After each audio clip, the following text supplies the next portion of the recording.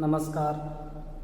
गायत्री विद्या मंदिर उच्च माध्यमिक विद्यालय सांचौर की ऑनलाइन क्लास में आपका स्वागत है। प्रिय विद्यार्थियों, आज हम कक्षा 11 विषय इतिहास में मेसोपोटामिया व उसके आसपास के शहरी जीवन के बारे में पढ़ेंगे।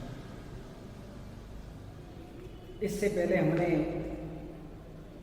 मेसोपोटामिया के शहरीकरण, मंदिर आदि के बारे में पढ़ा था। आज हम उसके शहरी जीवन के बारे में है वो पढ़ते हैं। तो देखिए, हमने पढ़ा कि शहरों के अंदर लोग निवास करते थे और उस समय में विभिन्न वस्तुएं खाद्यान्न की मेसोपोटामिया में उपलब्ध थी, जबकि खनिज पदार्थ नहीं थे। तो खाद्यान्न की वस्तुएं निर्यात करते और खनिज पदार्थों का आयात करते थे। नगरों की सामाजिक व्यवस्था में एक उच्च या सम्राट वर्ग का प्रादुर्भाव हो चुका था, अर्थात नगर या शहर के विकास के साथ साथ वहाँ की सामाजिक व्यवस्था में एक उच्च या सम्राट वर्ग है उसका प्रादुर्भाव हो चुका था। धन दौलत का ज़्यादातर हिस्सा समाज के एक छोटे से वर्ग में केंद्रित था और इस बात की पुष्टि इस तथ्य से होती है कि बहुमूल्य चीज़ें, आभूषण, सोने के पात्र, सफ़ेद सीपियाँ और लाजवर्द जड़े हुए लकड़ी के वाद्य यंत्र, सोने के सजावटी खंजर आदि विशाल मात्रा में उर नामक स्थान में राजाओं और रानियों की कब्रों या समाधियों में उनके साथ दफनाई गई मिली हैं। कानूनी दस्तावेजों, विवाह, उत्तराधिकार आदि के मामले से संबंधित पता चलता है कि मेसोपोटामिया के समाज में एकल परिवार को ही आदर्श माना जाता था।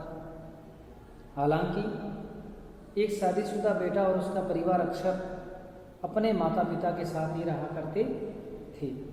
तो देखिए, ये बताते हैं कि सामाजिक व्यवस्था में एक उच्च या सम्राट वर्ग का प्रादुर्भाव हो चुका था।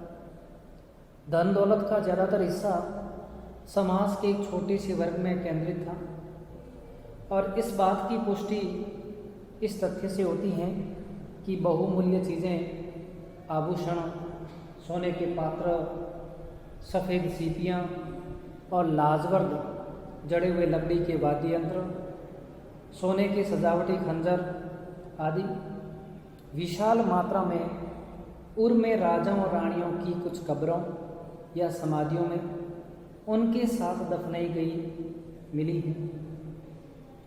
कानूनी दस्तावेजों यानी विवाह, उत्तराधिकार आदि के मामलों से संबंधित पता चलता है कि मेसोपोटामिया के समाज में एकल परिवार को ही आदर्श माना जाता था।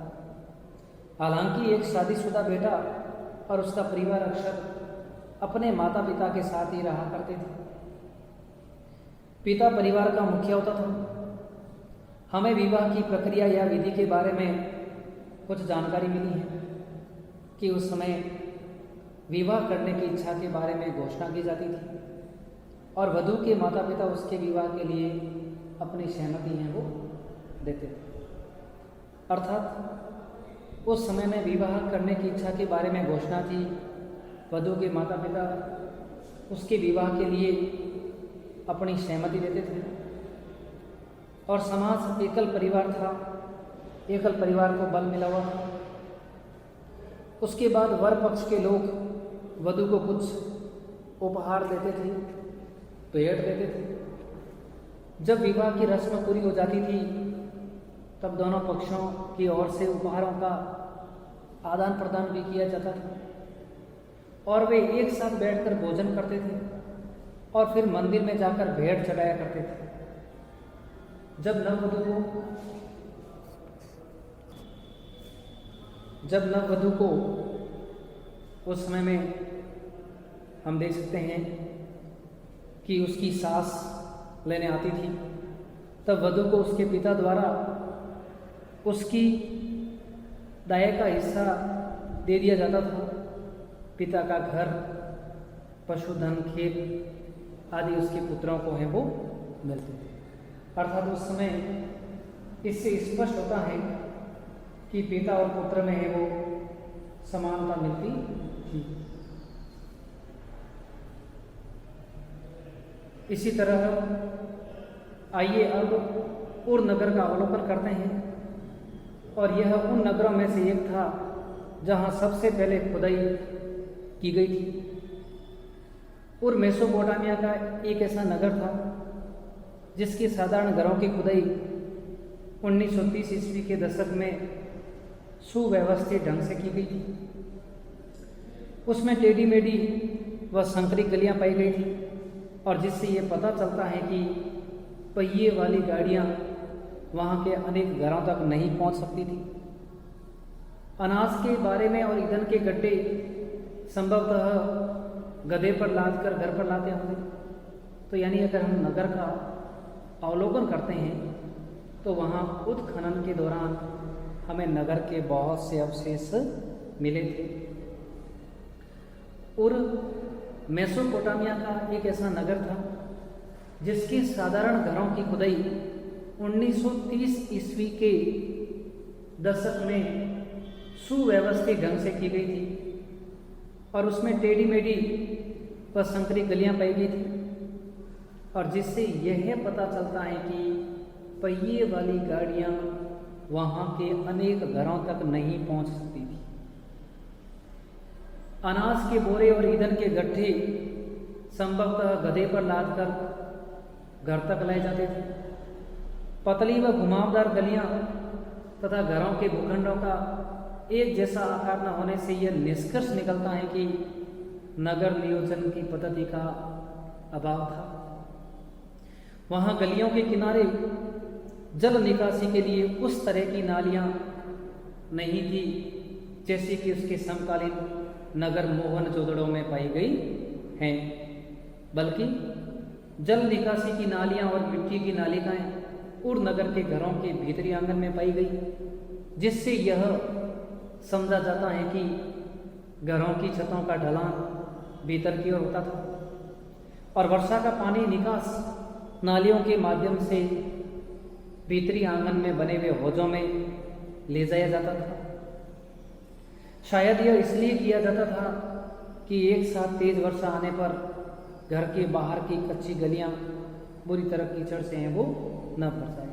अर्थात इससे स्पष्ट होता है कि बारिश के मौसम या अन्य ऐसी विपदाओं में भी वहाँ पर गलियों को वगैरह घरों को इस टाइप बनाया जाता था कि वे सुव्यवस्थित तरीके से हो।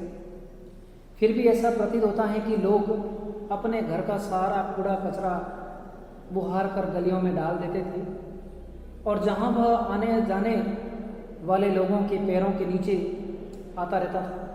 तो इस प्रकार बाहर कूड़ा डालते रहने से गलियों की सतहें ऊंची उठ जाती थी, जिसके कारण कुछ समय बाद घरों की दहलीजों को भी ऊंचा उठाना पड़ता था ताकि वर्षा के बाद कीचड़ बहकर घरों के भीतर न आ सके। कमरों के अंदर रोशनी खिड़कियों से नहीं बल्कि उन दरवाज़ों से होकर आती थी जो आंगन में खुला करते थे। इससे घरों के परिवारों में गोपनीयता भी बनी रहती थी। घरों के बारे में कई तरह के अंधविश्वास प्रचलित थे, जिनके विषय में उर में पाई गई शकुन अपशकुन संबंधी बातें पट्टिकाओं पर लिखी मिली हैं। जैसे घर की देहली ऊंची उठी हुई हो तो वह धन दौलत लाती हैं, सामने का दरवाज़ा अगर किसी दूसरे के घर की ओर न खुले तो वह सौभाग्य प्रदान करता है। लेकिन अगर घर का लकड़ी का मुख्य दरवाज़ा बाहर की ओर खुले तो पत्नी अपने पति के लिए यंत्रणा का कारण है वो बनी। तो इस तरह उर में नगरवासियों के लिए कब्रिस्तान था, और जिसमें शासकों तथा जनसाधारण की समाधियाँ पाई गई थी। लेकिन कुछ लोग साधारण घरों के फर्शों के नीचे भी दफनाए पाए गए थे। इन सबसे स्पष्ट होता है कि उस समय में शहरी जीवन है वो काफ़ी सुव्यवस्थित था। शहरों में नए सम्राट वर्गों का उदय हो चुका था और वहाँ पर एकल परिवार होते थे। विवाह के लिए भी एक निश्चित रस्म होती थी और यहाँ पर एक सुव्यवस्थित बस्ती जिसमें एक व्यवस्थित भवन और घरों की छतें ढलान भीतर की ओर होता था ताकि वर्षा का पानी नालियों के माध्यम से भीतर आंगन में बने हुए हौजों में लाया जा सके, अर्थात पानी संजोने का भी रिवाज है वो प्रचलित था। शायद ये इसलिए किया गया था कि एक साथ तेज वर्षा आने पर घर के बाहर की कच्ची गलियां पूरी तरह कीचड़ से न भर जाए। फिर भी ऐसा प्रतीत होता है कि लोग अपने घर का सारा कूड़ा कचरा बहार कर गलियों में डाल देते थे और जहाँ वह आने जाने वाले लोगों के पैरों के नीचे आता रहता था। इस प्रकार बाहर कूड़ा डालते रहने से गलियों की सतहें ऊंची उठ जाती थी और जिसके कारण कुछ समय बाद घरों की दहलीजों को भी ऊंचा उठाना पड़ता था ताकि वर्षा के बाद कीचड़ बहकर घरों के भीतर न आ सके। कमरों के अंदर रोशनी खिड़कियों से नहीं बल्कि उन दरवाज़ों से होकर आती थी जो आंगन में खुला करते थे। इससे घरों के परिवारों में गोपनीयता भी बनी रहती थी और घरों के बारे में भी कई तरह के अंधविश्वास प्रचलित थे जिनके विषय में उर में पाए गए शकुन अपशकुन की बातें पट्टिकाओं पर भी हैं वो लिखी मिलती हैं। तो इस तरह हम मान सकते हैं कि आधुनिक शहरी जीवन की भांति उस समय में भी उनका शहरी जीवन था। सुव्यवस्थित भवन, नाली निकासी की व्यवस्था, पानी संजोने की व्यवस्था और घर का पानी छतें इस तरह बनाते थे कि बाहर गिरकर सड़क आदि को गिला न करे बल्कि उस पानी को है वो संजो सके। तो इस तरह एक सुव्यवस्थित शहरी जीवन था जिसकी जानकारी हमें उर के उत्खनन से प्राप्त हुई है। धन्यवाद।